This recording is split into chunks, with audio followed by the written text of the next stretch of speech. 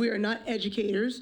We're parents and been in the South Carolina school district for a while. We have 4 daughters, ages 17, 14, 13, and 5. And I want to share with you guys our experience, our testimony here. Maybe this will give you another perspective.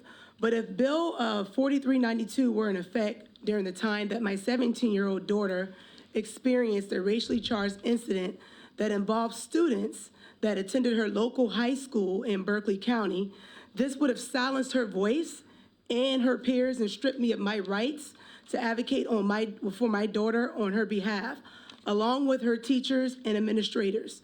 This incident in question involved an ignorant group of non-Black students' mockery of the horrific death of George Floyd. As a mother, I believe that my daughters spend most of their time in the classroom, and is very important, and they learn all aspects of the world around them. Some of these bills would have been proposed for this committee would make it illegal for teachers who are given the charge of educating our students to be able to discuss current events and past traumatic experiences that are relevant to current events that impact all of our children and our communities, some more than others. I truly believe that had this group of misinformed non-Black students fully understood the nuances of the past and how it relates to our present, they would have had empathy towards George Floyd and their fellow Black classmates. Whether we realize it or not, students learn about the world they live in through their classroom environments because they spend a significant amount of time in their classrooms. And as for my husband and I, we have 13 more years in the South Carolina educational school system where these bills will have a direct impact on our youngest daughter and her peers, specifically Bill 534, by removing books that share factual information about African Americans and minority groups and their sacrifices and contributions to America. No matter how we cut it, and most of us can probably agree, Black history is American history. It is not segregated.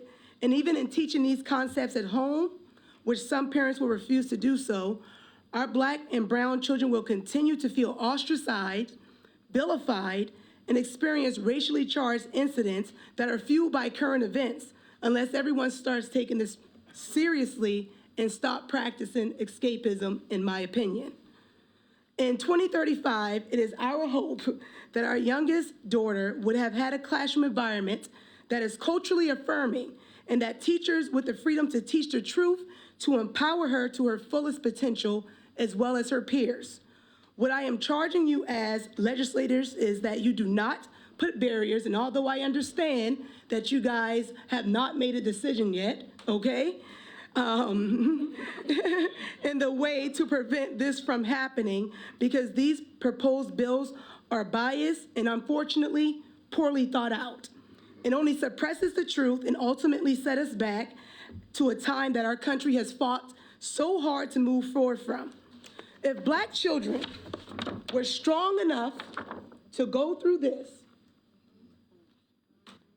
then all of our children are strong enough to learn about it. Thank you for your time and attention.